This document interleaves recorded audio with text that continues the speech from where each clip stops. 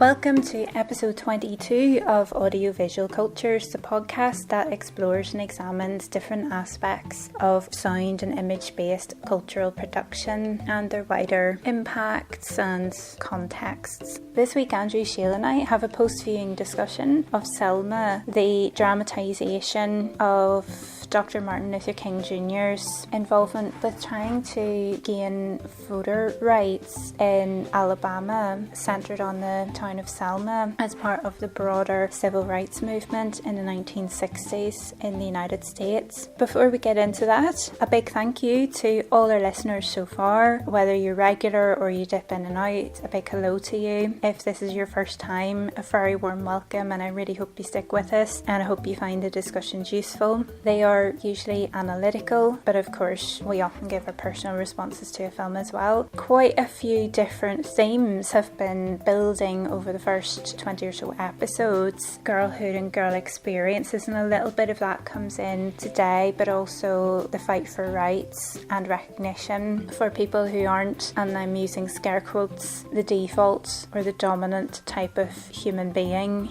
Thank you so much for listening. I really hope this is useful. We're very aware of our position as white people in the UK, dealing with these discussions, chatting about the civil rights movement in the United States.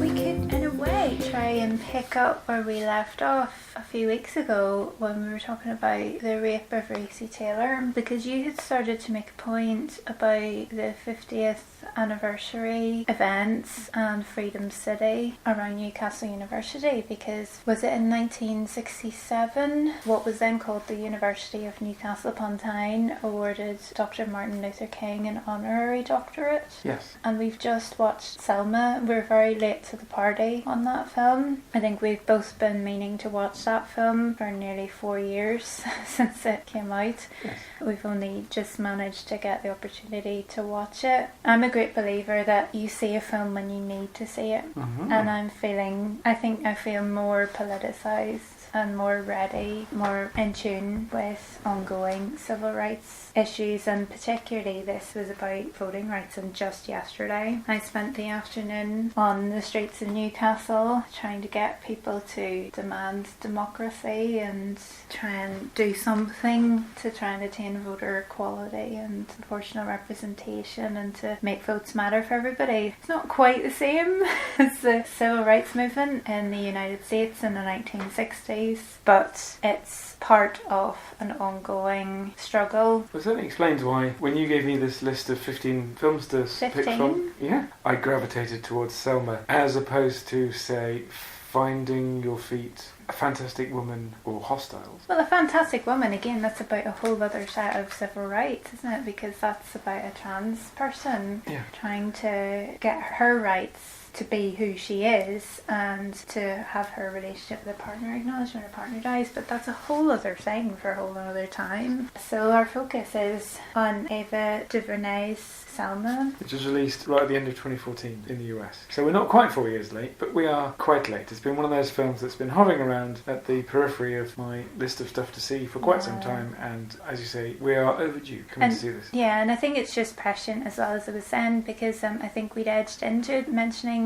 Martin Luther King a few weeks ago when we were talking about Recy Taylor. It's on our minds not just because that film came out roughly 40 years after the events it depicts took place. For us, being based in Newcastle upon Tyne, it's all been quite prescient because Martin Luther King was awarded an honorary doctorate here not that long before he was assassinated. I think it was about 6 months actually. He got the honorary degree in Newcastle in November 1967, and he didn't live more than a year. David Oyelowo, I think it is. Fantastic as Martin Luther King Jr. He's amazing in accents. Yes, because we recently saw him in the United Kingdom as Prince and King Seretse of Botswanaland. He's one of these actors who, with no prosthetics, with a little bit of hair work, highly resembles the historical figure he's portraying, because he just clearly watches lots of archive of that person speaking and just adopts their resting face, adopts the the way that they stick out certain parts of their face when they're talking. And there was points there where I was losing this is a person being Martin Luther King, and just going, this is obviously certainly him. In the end speech, I thought that was archival,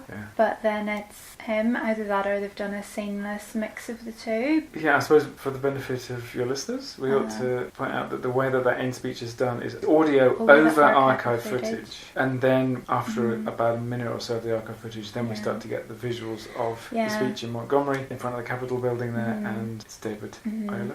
That technique of cross-cutting between the past and the present happens throughout the film, even if it's just within a short time frame or a longer time frame. It's a consistent editing structure throughout. There's this constant exchange because we're still in that past. So many of these issues, I mean, especially in the past few years, I think probably that's why the film's still so prescient, is there have been continued murders of black people. There's continued racial violence. It's been particularly bad in the United States, but it's happening in the UK as well. The issues that the film depicts are issues that are ongoing. And you said it was about an event that had happened roughly 40 years before. It was actually 49. So it's nearly half a century in the past. These should be historical issues, shouldn't 50. they? What am I thinking? And yet not. It was fantastic as a piece of historical drama for pointing out the logistics behind the protests. Having Oprah Winfrey's character early on going Lee in. Cooper, she's playing. She's trying to register to vote, and then the simple set of circumstances where the registrar clearly is asking her questions that no one knows the answer to. Yeah, no white person can ask. As a way of excluding her from registering to vote. And that's the way the film shows that this is what's happening across the South. And it's that quiet determination to continue trying to do what's legally right. They're legally allowed to vote. Countrywide, this is a legal right. And then a little later on, several members of the leadership of the SCLC, the Southern Christian Leadership Conference, are discussing the larger question of the prevention of African Americans from voting. They point out that in order to register to vote, you need to have a voucher, as in someone who vouches for you, who is themselves a voter, which means that if you don't know anyone who can vote, in part because all of your friends and relations are African American and none of them have yet been able to register to vote, that's a bar. And so they have several of the characters listing this catalogue of ways in which African Americans are prevented from voting. And then in another scene they have King himself talking to Lyndon B. Johnson saying it's voting and it's so many other things as well that the voting and the not being able to vote affects, because you can't sit on a jury unless you're registered to vote. And so that means that people are getting let off from crimes that they've clearly committed because the juries that are being asked to sit and make the decisions about them are made of people who are all white. And if it's a murder of anyone who's African American, that's it. There's injustice is happening. They did a great job of going, well, here's the specific legal issues, including technicalities, that these people are voting about in a way that where you wouldn't ordinarily have a single scene where one person in a political movement sits down and explains what it is that has led them to create the political movement in the first place. Plenty of different avenues for providing us with relevant information there, as well as a good sensitivity to when things got complicated. So why it was, for example, that on the second attempt to march across the Edmund Pettus Bridge, the state troopers stand aside and let the marchers through, but then King just stops and goes, doesn't say anything, just turns around and walks back. Well, he kneels down and there's everybody follows him kneeling down. There's a moment of silent, totally unspoken communication and prayer, and then he stands back up and walks through the crowd, and it's as if something just intuitive in him just smelt a rat. He can't even pinpoint it himself. He just knew it would turn to violence if they continued. Later on, it's all done in his an example of the tensions that exist between the leaders of this movement. In that dialogue, we get little snippets of what it was that concerned him that made him turn back, and he mentions that he reckons that there was later roadblocks that had been set up to prevent them from getting to Montgomery, even once they got past this kind of pinch point. And they wouldn't be able to get back. They'd probably be blocked off from getting back again, and their food would be cut off. Their path was not safe, and so it was better to wait for the court case to get a legal hearing and then to have it be legitimised in a non-violent way. That was a detail in the original story where, I mean, you or I, right, retelling a story like this would go nowhere near excising that moment. But an entertainment filmmaker filmmaker quite happily do that because they're used to these pressures of that's a bit too awkward, that's a bit too inconvenient to fit into a narrative arc, and yet Ava DuVernay kept that one in. And I suppose it works to an extent as a setback moment. Well, there has to be that moment of conflict because it's a moment of conflict within the members of the movement because they're challenging him. I mean, the people who are on his side are saying that people are angry, they need answers, because this is a march where a lot of white people travelled from all over the country to be with them. It's pointed out, the journalists are counting heads, and it's pointed out that a third of the crowd is Caucasian, they describe them. A lot of them are clergy from all over the country of all different creeds. People are angry and they want an explanation because they're ready for this march. He's held accountable to his own, and he says something along the lines of, I'd rather they be angry and hate me than be bleeding or dead. There's quite a few points where you can see him suffering the pain of other people, even though his deliberate strategy is put activists into situations where white officials will lose their rag and will cross the line. So people are going to get hurt according to his strategy. There's always collateral damage. It's not that he's hurting these people, but he's knowingly pursuing a strategy in which he and his fellow activists are getting in harm's way. That harm is unjust harm, of course, but he's doing it with a degree of predictability, and so a lot of the film is about there's going to be casualties and him repeatedly being seen feeling the pain of other people. We ought to take a moment to signal how star-studded this film was. Maybe this doesn't count as a star from the point of view of a United Statesian, but Tom Wilkinson as Lyndon B. Johnson. Absolutely. As Lyndon B. Johnson, and I mean it's the two headliners of the cast are British actors as well. David Oyelowo and Tom Wilkinson. And we've also got, well, it's so cruel to say that someone is B-list or C-list, but we've got not exactly top-flight stars such as Giovanni Ribisi. Well, there's a lot of really recognisable people, and I don't know who's on what list, but I really like Giovanni Ribisi. There's people like Cuba Gooding Jr. and Oprah Winfrey, of course, and these are people who don't really have a lot to do. When they're on screen, they're really dynamic, but they're just not on screen very much. I mean, Oprah Winfrey, she only really has lines when she's playing Alice Cooper trying to register to vote, and that one of those very early scenes. But other than that, sometimes the shots are seconds long. Annie Cooper, sorry. My goth days are coming back to me. This film will shoot someone for about 3 seconds who is the highest paid person in the entire film. And without, and won't care, which is great. Martin Sheen is the judge who rules. You've got quite a lot of actors. I'm going to be just cynical for a moment because you've got quite a lot of white actors, and I noticed Brad Pitt was in the exec producer in the credits, and he was also an executive producer and was in 12 Years a Slave. So this seems like it's a bit of a humanitarian project of his to support African American filmmaking and filmmaking about African American history, whatever you think of that, but I think that's something just to note. We also had Tim Roth as George Wallace, who was the governor of Alabama, who was a Democrat governor. That's quite troubling, isn't it? Because he's really, I mean, the things that he says, we're hearing a lot of this rhetoric now from the far right in the United States, so it's quite troubling. And it's mentioned, Tom Wilkinson as LBJ mentions at one point that Wallace is quite socialist, but that doesn't seem to have stopped him from being complete segregationist. But really racist as well. So actually, there's that moment where you've got your northern president, played by an English person, having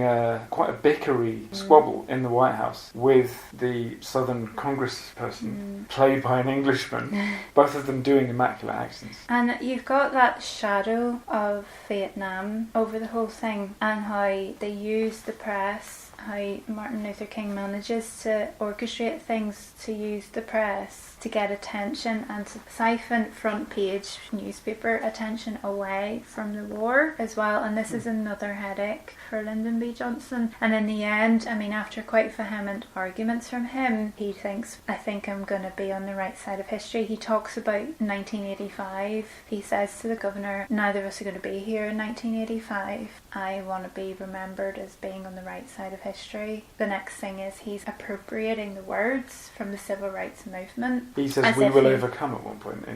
He finishes with "we will overcome," as if he just made it up on the spot. You've got a lot of that. You've got a lot of white heroism, which is quite cynical. But then you've got people like the judge, played by Martin Sheen, who, well, he's reading the letter of the law as it stands. Doing what judges tend to do in American films, which is go, no, we're going to do this right, even though it's going to take a few days. No procedures are going to be slackly observed or unobserved in my courtroom, because that's how US filmmaking feels about judges. There's a handful of things that in US filmmaking are represented almost invariably. Judges seem to be one of them. Okay, and supported by a load of other well-known names, including the rapper Common as James Bevel, I think it is. Michael Papajohn as Major Cloud, and Michael Papajohn just looks scared all the time, so he did a good job of that. Oh, Wendell Pierce as Hosea Williams, who was the one who I said was from The Wire. Was one of the kind of elder statesperson detectives from The Wire. So a big cast, and one where I found myself going, because it's representing all of these historical figures, it's not doing that thing of keeping the list of main characters comfortably small and making sure everyone says each other's names about 4 or 5 times within the first 10 minutes. I actually find that really interesting because, again, just to bring up a Steve McQueen relation again here, I was really quite happy to hear the names being repeated, because in so many of these kinds of histories, the names fade away. It's personalised in one figurehead, and that's what happens in Hunger with the hunger strikes in the Maze prison led by Bobby Sands, and none of the other men who died are named in that film. There's a whole other chat to be had about that film. I've got my own feelings about that, but it's just to point out, because it's on my mind and because some of this raises issues going back to things like 12 Years a Slave, because there's class issues there as well. You've got Martin Luther King, who's based in Atlanta, and his quite middle class, fairly safe other than his activism life, is so different from the lives of the people in Selma and Alabama. It was just making me think a little bit of 12 Years a Slave, where you've got this class conflict within the group of people, you know, and he mentions the black people who stand by, they're just as bad as, you know, he mentions that in one of his rousing sermons in the church. Having this difference initially between the SCLC and what's called SNCC, which is the Student Nonviolent Coordinating Committee, who've been working in Selma before the SCLC turned up. Having that conflict is a good way of signalling there's politics all over the place here, and it goes from the disagreements that Lyndon B. Johnson has with Martin Luther King all the way down to disagreements between characters who are within the march on between Selma and Montgomery. One thing that I have to get down now, because I didn't make any notes while watching this film, and you did, so I've got to get this down before I forget it. Did you notice just how many of these conversation scenes were shot so that characters were not in the same frame, and in the coverage of the two different characters talking, the most common setup was that each character would be very close to one edge of the frame, looking into the nearest frame edge, as if they were talking with somebody who they were rudely severed from, as if there's this kind of severing line very close to their face, removing them from the person they're trying to interact with. And most of these conversations were along the lines of, we start off in some sort of disagreement and then we end up in disagreement. But the cinematography wouldn't change. They'd still be shot in these their own separate frames, and their noses on their faces are quite close up to the frame edge. That seemed to be a way of just constantly iterating separation between these people. I was feeling a lot, particularly the earlier conversations between Martin Luther King and his wife Coretta. The tensions in their marriage are very clear. There's quite a pivotal scene where they've been getting these really nasty phone calls, I think directed to her, saying very horrible things about her husband as an agitator and an activist, but also as an adulterer, and playing quite lewd things like the one that you're made privy to is the signs of people having sex, the implication being that that's a recording of him with a different woman. So a conversation ensues attitudes that's very prickly, and they're in those separated frames. And she, for a lot of it, is standing and looking down at him while he's sitting, so he's being interrogated in a way by her. So I got that sense very much, and it doesn't let him off the hook. The film doesn't idolise him as this great hero, this great man hero of history. It does actually hold him accountable. It does include him in the culpability for deaths and people being hurt, but also the treatment of his wife, the neglect of his family while he's doing this. But somebody has to lead this movement. It goes through those trials of leadership and the sacrifices that have to be made. There has to be expense, there has to be sacrifice, there has to be that collateral damage, even on an emotional level. But also, he's a preacher. I think it was a fairly open secret that he did have relationships with other people. I don't know very much about that, so I'll leave it at that. But yes, she challenges him. There's a very clear implication that she knows what he's been up to. She doesn't need those phone calls to tell her what he's been up to. I also find when he's doing speeches, it never just centres in on him. There's usually a wide angle lens being used, so the screen is quite bulgy. Yeah, I noticed several points. I went, oh, bulgy, particularly when the next shot would be the same environment shot from a slightly different angle and with a standard probably 50mm lens. Yes, I found it was happening a lot when he was giving some sort of speech, and he would be centre of the frame and it would be curving with him as a focal point, but it would include other people sitting behind him, sitting to his flanks, sitting beside him, slightly behind him, but always with him, never having him alone when he's giving speeches, never doing that individualising of the fight. There might have been one or two shots, but yeah, I got the same sense that maybe just for emphasis, not to the extent that you probably would in a conventional way of filming something like this, where you have it's on a hero. And of course, notably, the film isn't called Martin Luther King, it's called Selma. It's about the town, it's about those people, it's about their rights, it's their fight. It's not all about him, it's only part of his much larger story. There's so many other people included. There are people who, it does that thing in the end credits, well, before getting to the end credits, on the way to them during the speech at the end, where you've got a name given and what happened to that person. So the president, the governor. There's a white woman who wasn't named. I think she has one or two lines of dialogue in the whole thing. Well, she wasn't named in dialogue, and she wasn't named at any point in the dialogue. It's Viola Liuzzo. It points out that this woman who had come to help after seeing the horrors on TV of the brutality of the police towards the crowd who actually went to the courthouse to try to register to vote in the first place, she felt compelled to do something, and shows her in the crowd, and it says she was killed 5 hours after that speech, driving people back to Selma. So even things like that, acknowledging that there were allies there, not every white person stood by and let all this happen. It doesn't do the thing of what happens in The Help, where the white people are the saviours of the day. It just says these people were with us and we remember them and we acknowledge them too. As far as common awareness of who Martin Luther King was, Dr. Martin Luther King Jr. was, as far as that awareness goes, this king was quite a secular one, because the most emphasis that's put on him being a believing Christian is that one moment when they're in the jail after the initial conflict that's happened in Selma outside the courthouse, and the one who's in the same cell with him, they're having a very whispered conversation, and they start quoting a little bit of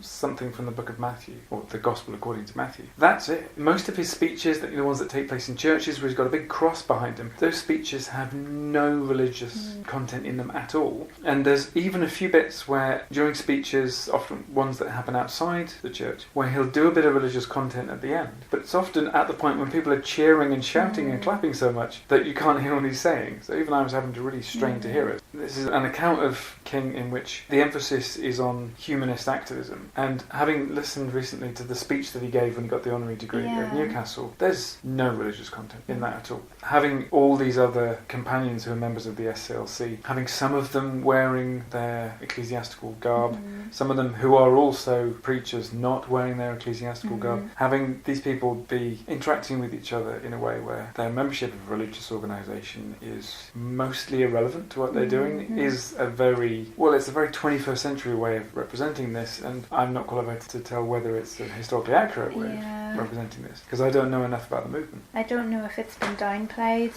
or not, and then I don't know where DuVernay stands on this either, so I don't really want to comment. But yeah, I was wondering, even with what there is in the film, because there is a praising of God, when I hear that I always feel like, but look at what you've done, this isn't God who's done this, it's you've done this, you're selling yourself short. I was just going there, but the film was going there. There's one really telling moment, which is after the second attempt to cross the bridge, when they've actually been let through but then they've decided not to go. After that, there's the SCLC and the SNCC members having that discussion in the pews of a church afterwards, and none of them mentions anything to do with like a sign the prayer. from God or the prayer. There's no, we got a sign. But then in the next scene, there's two white preachers who come down from the north to join it, themselves concluding that that's what happened to King. So this was something to do with divine intervention, that's not said by anyone except for these two. I think they were Catholic external priests as well, those two, because they were called priests, and they're from Boston, so they're probably of Irish descent, I'm guessing. If they're in Boston, then it's likely it's them who speculate about the divine intervention, whereas you could actually read that crouching down, that kneeling, and the silence as just a moment of quiet reflection and thinking, taking pause to think this through, because we've seen him already. It's set him up as a strategist. It's like the game of chess where he can see 5 moves ahead, he can anticipate what the other player's going to do. It's very similar in that he's thinking, this is too easy, they're going to just let us through, they're going to close the door after us, and we're going to get stranded, and we're going to get beaten up 10 miles down the road, and we're going to have nowhere to go. And one of those two preachers was a Unitarian Universalist. Right. On the second march, the emphasis was on multi-faith memberships, because they had the Orthodox, either Greek or Russian Orthodox guy, judging from his garb, Eastern Orthodox, the rabbi, several nuns, and then when King did that kneeling down and everyone else knelt down, it was clear that some people were praying, it was clear that other people weren't praying, at least it wasn't clear that they were. It was evidently something that was non-religiously specific. And I suppose you do that, you have a motive to do that now anyway, to avoid diminishing any affinity people might feel with this movement, but at the same time, King had that same motive at the time. He had the motive to appeal to the small but nonetheless significant non-Christian population of African Americans. It also did that thing which historical drama tends to do, which was that it was quite long. It knocked on 2 hours. But I think in a lot of the standards now, that's not that long, just over 2 hours. I mean, there's some historical dramas go on for nearly 3. Maybe I've been watching a lot of kids' movies recently. You're getting used to the 80 minutes type thing. I don't know. I think we paused a few times because we're watching it at home, so we were pausing and running about doing things. So we probably took a more televisual approach to it, to be fair. But probably in the cinema, I think I would have been gripped and I probably wouldn't have seen the time go in. I was noticing some really interesting sound editing and sound design. There was a lot of asynchronous sound. There was one particular point and it just seemed like a very small interim moment, but there was a part where you were watching several people getting out of a car, walking towards another group of people, and you could hear voices in the soundtrack. You didn't hear the car doors close when you saw them close, and then it was a bit of a delay before you actually got the shot that was attached to the voices of the people who were actually uttering those voices and those words. There was quite a lot of that happening. There was quite a lot of overlap, and I think it was part of that idea of the messiness of time, the slippages in history, and things were happening at once, even if they weren't at the same time. They were edited as if they're happening at the same time, so you were getting a plan being described and then intermittently seeing that cross-cut with it actually happening. With the white preachers getting beaten up, you were seeing that cross-cut with the members of the group going to Martin Luther King while he's shaving to tell him, and it ekes it out that they were beaten to death. according to good old Wikipedia at least, the one who was the focus of that scene, because one got a bit more attention from the camera than the other, died 2 days later. And so either what the film was doing there was going, we're just going to shorten that so that the character died the same day, or this is Martin. I feel like we're on first name terms. This is King's colleagues informing him about it 2 days after the which is probably beating had happened. As soon as they'd heard, because there are the other... I found it unclear actually, because it seemed like their attackers were saying to them, you've come here, and they were talking about going home, so it seemed that they weren't yet back in Boston, but when, was it James was telling King about the incident, then just hearing about it, he was referring to it happening in Boston. Maybe I've picked it up wrong, but I was unclear on then where their location was when they were attacked. I think they were still in Selma. I think they were. But as for whether King and his fellow leaders of the SCLC also were, unclear. There could have been a distance between them all, because it sets it up actually that when they're in Selma they go and stay with a woman. I can't remember her name. It seems to be a regular thing, and then more and more men are introduced to her. There's this revealing of the unspoken, unacknowledged labour of women underneath all of this that's happening. So this woman probably wasn't out with the marches, but she was looking after all of these men who were running everything, giving them board and feeding them. So it seemed like they were all, because they were in a domestic setting, he's shaving in the bathroom and a whole group of them go to him to tell him what's happened. So it seems that they're in that domestic setting where they're all staying together. I found that scene of just a bit unclear as to where everybody was. But yes, there's that collapse of time throughout the film, and of course it's a narrative film, so there has to be reduction in what's happened over a very long period of time. When Malcolm X was introduced and then shuffled off rather quickly, that was an example of that. Definitely. There was a scene in which he was introduced as somebody who wanted to be part of the Selma activities, and that he had changed from the Malcolm X that kept being mentioned by the other characters earlier on as somebody who was militant and was in strict contrast to King's form of protest, which kept being stressed as being non-violent. And then suddenly we're having a scene where King is saying in one of his sermons, he's recalling when Kennedy died, and then he says, and then when Malcolm X was also recently taken from us. And he refers to Malcolm X having given a sermon in that same church 3 weeks before.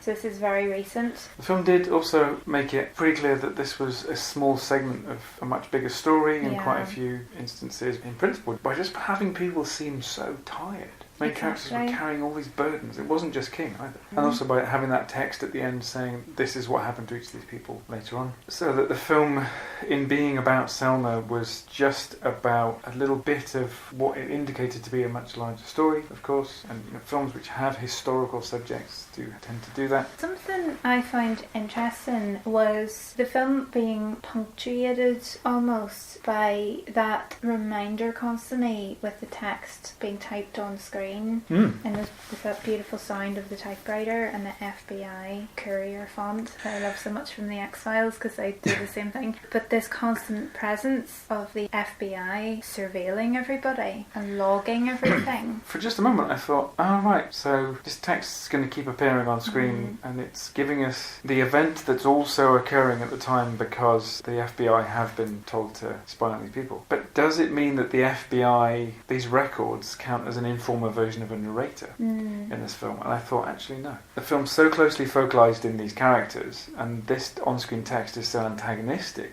to their project, that it kind of reminded me of those epistolary novels where you don't just get the letters of one person, you get the replies as well. And clearly we get, in those novels, you get you have a main character, and then the replies are really critical of the main character because someone's being mean to them, someone's oppressing them or something. And so it's clear, even though you're getting an account given by antagonists, that they don't count as official or unofficial narrators, because we've already had a view of the world that they're so antagonistic too already. It was one way of just encompassing the larger field of conflicted motives that this film was all about. And I did find myself at several points going, are we now going to have another speech where person A, who has a motive that conflicts with person B, is going to have a damn good go at persuading person B, and person B is going to look very thoughtfully at them, and then they're just going to do what they want to do anyway. There was just instance after instance after instance of that. I think there was only one point where someone actually managed to persuade somebody else to do something, and it was when one of the SNCC members, I think it was John, he told a story about having been attacked when he was younger, and told it to King, who was driving him around in the little car, and again it was shot with the coverage just of the two individual characters with the frame edge right up against their noses. And King just listened and seems to be influenced by that speech. This is such an American cinema thing, is having characters who are so strong and so rhetorically able that they do a speech and everyone around them goes from being completely opposed to them to being completely in favour of them. And the film did that a little, but mostly did they're doing a big speech and nobody of any power, at least, or influence at least, gets convinced. There's also the people giving speeches to crowds, and the crowds are already won over situation, but that's a different one.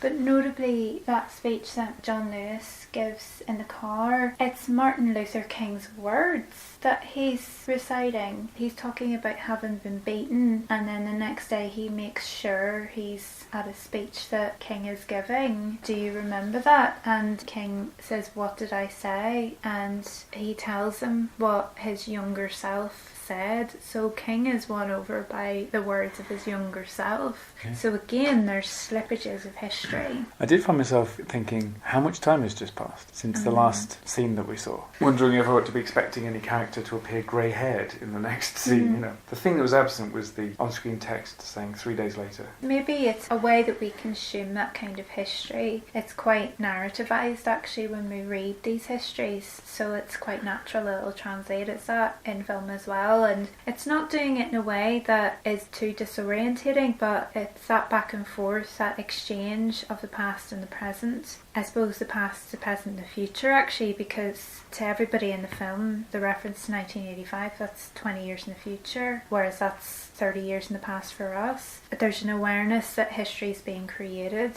and there are authors of history here, and then there's revisers of history retelling the stories and highlighting things that were hidden, that were not included in the histories. Even just the little moments, like as I was saying, the more domestic chores or the unseen labour of the women of the movement, even if they were on the periphery. Things like when things get a bit much for King and he telephones a famous singer.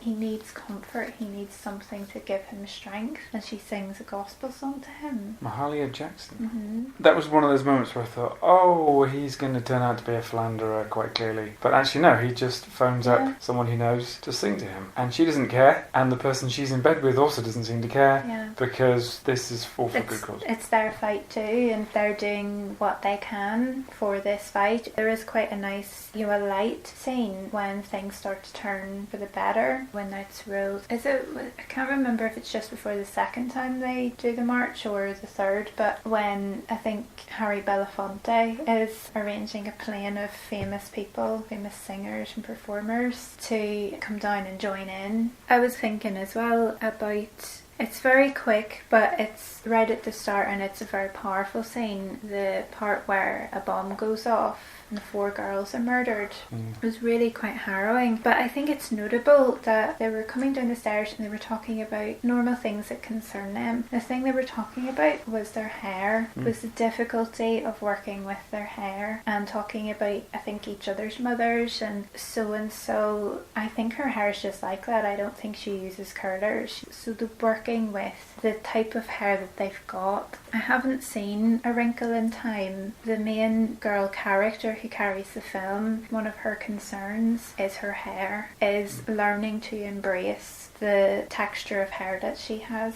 I just remember when A Wrinkle in Time was coming out, people were starting to see this, and Ava DuVernay's Twitter was flooded with mothers saying, "Thank you so much for this, because my daughter now loves her frizzy hair, my daughters now love their curly hair, my daughters now love their coarse hair." There's this embracing, and I think this has been a concern of hers. I think it's something that smacks of white privilege, is that we don't think about that kind of thing. All the products in all of our shops are aimed at our kind of hair. You need specialised products or utensils, equipment to deal with certain kinds of hair. Everything around us privileges our hair. It's such a tiny moment, and it's an incidental part, and it sets up just how normal these little girls are, and then it makes the tragedy and the violence of their deaths even more extreme. That this could be any little girls talking about their hair at a natural age of self-discovery. That particular scene, it was one of those quite stylistically arresting ones, because Yes. right at the moment where a very calm shot with slow-moving characters, very, very warmly lit,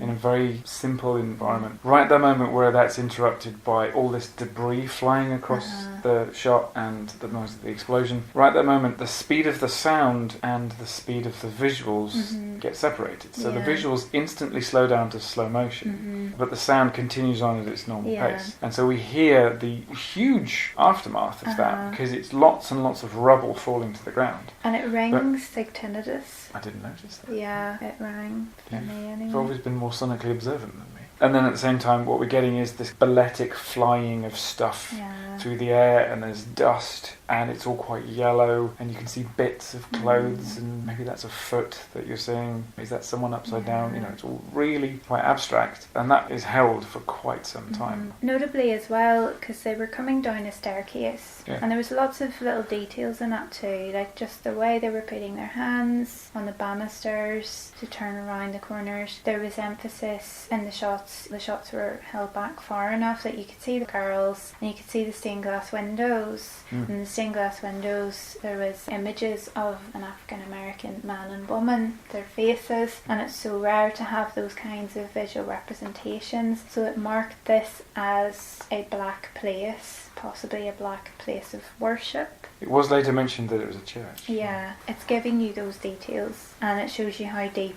the discrimination's going, if it's even places of worship that are being targeted with that kind of violence, and they don't care who's in the building. A really insidious thing that was said during the Northern Ireland conflict was the only good one is a dead one. That's what hit me, is that mentality of whoever planted those bombs, and of course these were people who were never held accountable for their actions. Again, we mentioned this when we were talking about the rape of Reese Taylor, because that same issue from 20 years before this was what she kept coming up against, was that it was white police officers who were descended from the owners of her family, white men on the jury, all white men at every stage of the way, so they could never get any justice. And 20 years on, this is still the case. I don't think it was mentioned in the film, but just had a quick look, and that bomb is described as having been planted by the KKK. And the KKK are later mentioned overtly in a bit of that ending text, but there seems to have been a decision not to bring them up. It could be the idea of actually not giving them any credence. Yeah. I think it's just that overall sense of white supremacism that's coming through in it. You don't have to belong to a named organisation, because it shows the lads who beat the white preachers to death. It shows their faces. They're not hiding, and they know they're going to get away with it, and they call them, there's only one thing worse than an N-word, is a white N-word, is what they say. They associate, and we're still seeing this in terms of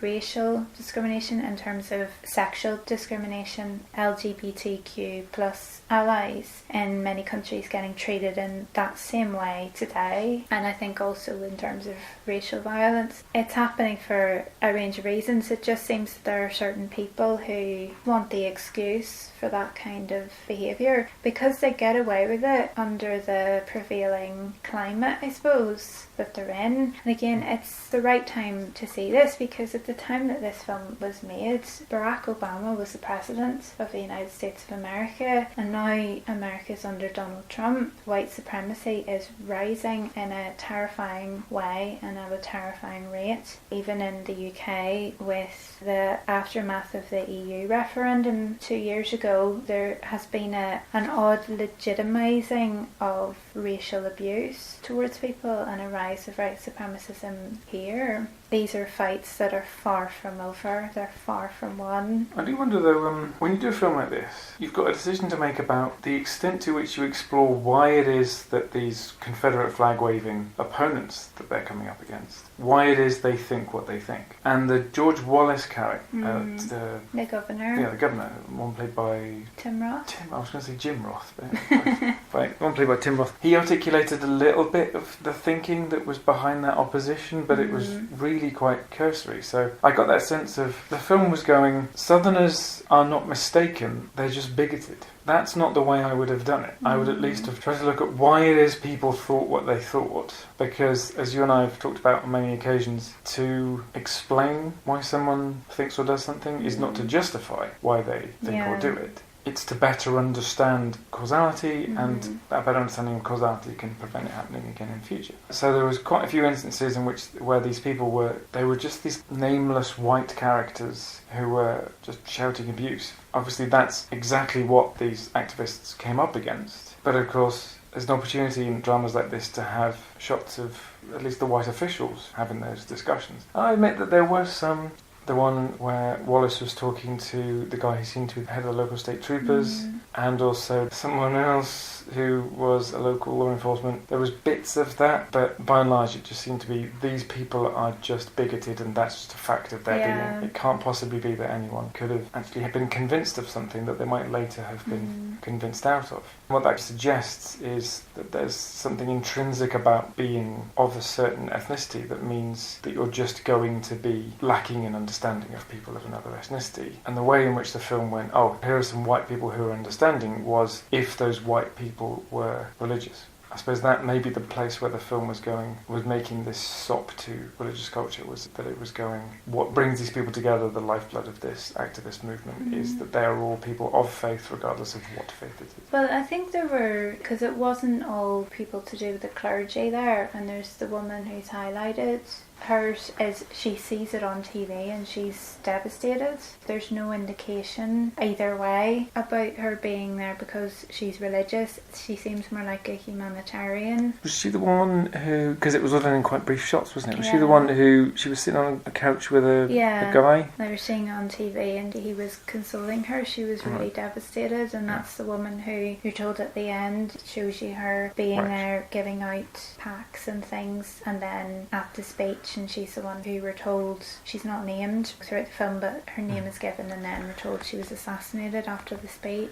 Okay, I stand corrected then. I think by the KKK. There was a handful of instances of people. So there were just people changing their mind. Who had, it didn't seem to be, at least it wasn't obvious that there was a religious motivation to go. But I suppose one of the things that seemed to be implied was that these white people who came and joined them were from the north rather than from elsewhere in the south. It seemed that they were probably educated, probably middle class. I mean, they had enough money to be able to get there and give up their time. A lot of them were women. Yeah. It was women in clergy, mostly. You mentioned that the film stresses that women are in these bolstering roles. Yeah. But they're also on the marches, just not in the leadership. Yeah. So they're everywhere except in the leadership. That was pointed out by one of the historians in The Rape of A.C. Taylor as well, is that if you watch all the archival footage of all of King's speeches, women are all the way through the crowd. They're always there. Well, and I stand corrected about the leadership all being men, because one of them was a woman. It was Diane Nash, the one who was in the car at the beginning. She's not really highlighted that much, but she is there. She is a presence. Oh, and we must also just come back to this is how American films represent judges. I want to come back to this is how American films represent J. Edgar Hoover. Oh, of course. Because J. Edgar Hoover's just evil. Yeah. Hoover equals evil, tick, done. And I think the guy who plays him, I can't remember his name, but he's got one of those familiar faces because he does loads of small roles in TV, and I think he's played some really evil people in the X-Files and programmes like that. His name's Dylan Baker. Oh, that's a really nice photo. Or well-meaning people. He's probably one of those guys who can play really horrible people, but he's probably a really lovely person. Oh, he was in Planes, Trains and Automobiles. He's been in a load of telly. Why do we recognise him? Oh, right, he's in Spider-Man 2. He was in Happiness. I hated that film. Yeah, that was... Yeah, and his character in that film was perhaps one of the most chilling characters in all of film history, as far as I'm concerned. But that's where I recognise him from, actually, probably, is the Sam Raimi Spider-Man 2 and 3. But yeah, so J. Edgar Hoover, he's never given a good rap. Even in The Exiles, he's not given a good rap. There's constant jibes about him. And it really plugs the surveillance angle, the distrust of everything. It's very post-McCarthy. It feels like that legacy's still going on 10 years later. Not to trust anybody, wires through homes, phones being tapped. I was thinking, actually, because there was a lot of in the sound was, again, the disjunctive sound. You're maybe seeing a montage of other things happening, but you've got this phone call in the audio. You're hearing it as if it's the recording of a phone call rather than hearing either end of a phone call. And it was reminding me of the tapes of phone calls playing in Errol Morris's The Fog of War, the documentary about, Robert McNamara's talking about his involvement in Vietnam, and he of course was under Lyndon B. Johnson through that, and there's a lot of phone calls with Lyndon B. Johnson and that, and quite sketchy it's been. Gosh, when did I study that film? It was over 10 years ago. It was just reminding me of that, like I was hearing the sound of the recording of a phone call, and I was seeing, as well as the montages on screen, I was seeing those tapes, the cassettes turning from that film, because it was reminding me of that, those secret recordings that were being made. The one in particular I'm thinking about, you were seeing MLK, he has 4 children and they're all in bunk beds, and he's tucking them in when they're already asleep, and you're hearing this phone call that's, they're trying to plan something, and he's saying, I want to put it off for a day. I want to put the next march off for a day because I've got stuff to do with my family. And the people who are there in Selma, and it's John Lewis, isn't it, who's speaking with the guy from Snick, the possibly, young guy? He's saying, no, everyone's ready to go. This isn't the ideal time, you can't do this. Actually, that might be another instance where MLK was actually persuaded to do something. Yeah, by John Lewis as well, possibly, yeah. I mean, he sees himself in this youthful guy who is behind him, who has been inspired by him. So again, he's being inspired by that younger version of himself channeled through John Lewis. It's that tension between his middle class family life and the pulls of the activism and doing what's right for the greater good. I wonder if CBS, the channel, had to get in there with being named, because it's specifically that channel that's running the violence of the first march live. And one of the characters says, turn on the TV, look on CBS. Yeah. I've been looking up who it was that I think has got a great acting face, and I said it was Michael Papajohn, but it's not. It's Stephen Root. Imagine him without a beard. What's he familiar from? He's always got rather thin framed glasses on. The radio station guy in Oh Brother Where Art Thou? I haven't seen that, actually. There's quite a few of these things I have seen. He's done a lot of voice work that I probably recognise from him, but I barely remember these films. Gordon in Dodgeball, A True Underdog Story? I never watched Dodgeball. Okay. Oh, No Country for Old Men. Ringo. This is a jobbing actor who's been in everything. Have you seen Get Out? Oh, we haven't seen that. We need to see that. I'm just being a bit of a wimp about horrors lately.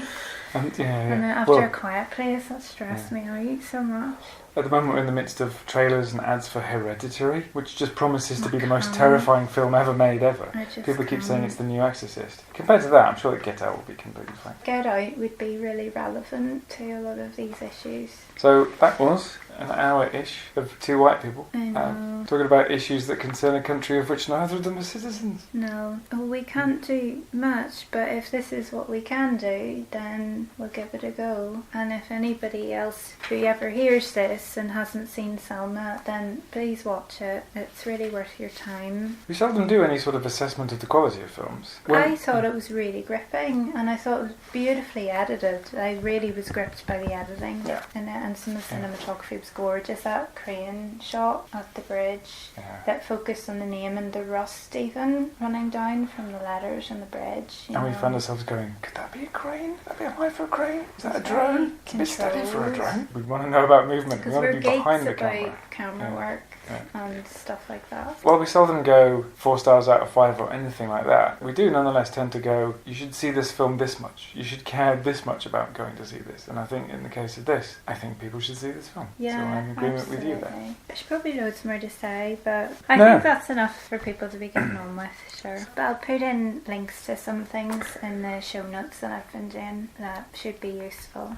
Funny story. A couple of months back, it was shortly after the Martin Luther King Jr. statue in Newcastle University had been unveiled. A guy who'd specifically come to visit the university to get his photo taken with the statue. He was American. I just happened to be walking in past that statue into an entrance into the Armstrong building, and he said, "Would you mind taking my photo?" And I said, "Yeah, fine." He gave me his phone, and I did a couple of basic photos. Portrait and landscape. Always portrait and landscape, yeah. And the photo recognised the statue's face. Oh, wow. No, what am I talking about? The photo. The camera recognised the statue's face, because you know how facial recognition technology goes. Is that what should I focus on here? Find me a face. It recognised the face of a statue and not the face of a human. Wow. It's a very distinctive face, though. And also, it's one of those statues which has been deliberately made larger than life because, and this is my ongoing theory, actual life statues we tend to find uncanny. It is a bit weird. So, a little bit larger than life just about prevents it being uncanny. So this guy did have to put his arm up quite a bit to put his arm around MLK. That's it. You're walking through the campus at night, you've had a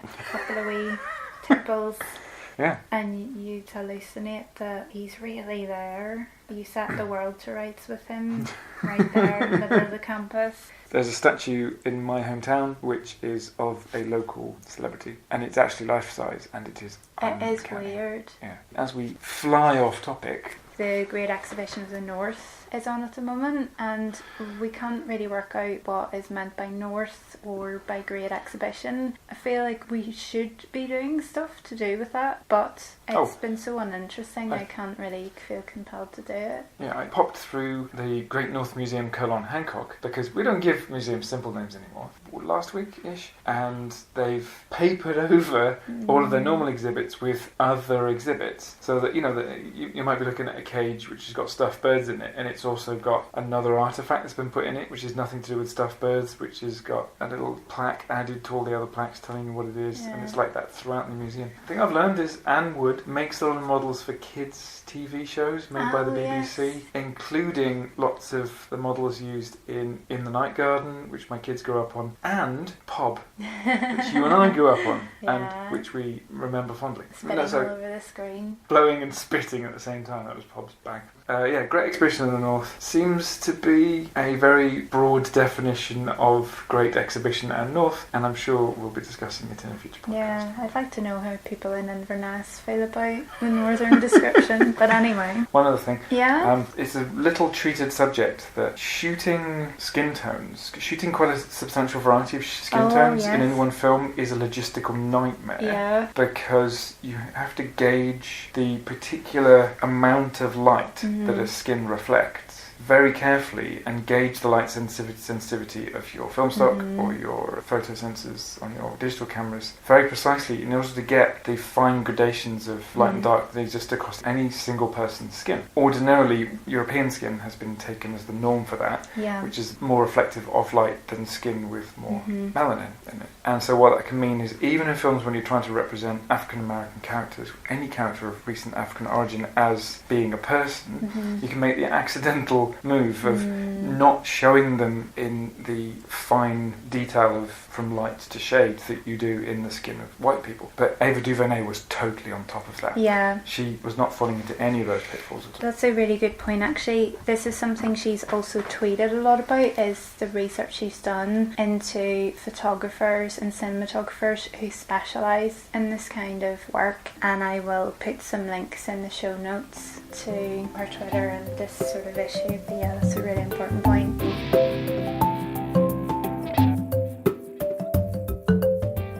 Our website at audiovisualcultures.wordpress.com now lists on the podcast page links to every episode on the Patreon site. Please do keep support coming. What we do get is really gratefully received, and if we get even more, that means I'll be able to release everything on iTunes and it'll be more accessible for a wider range of people, and also it'll help us out with being able to get more guests on, and updating equipment. Sharing on social media is also a massive help, and you can find us at AV Cultures on Twitter. And if you want to get in touch, if you want to get involved, give us a shout on audiovisualcultures@gmail.com.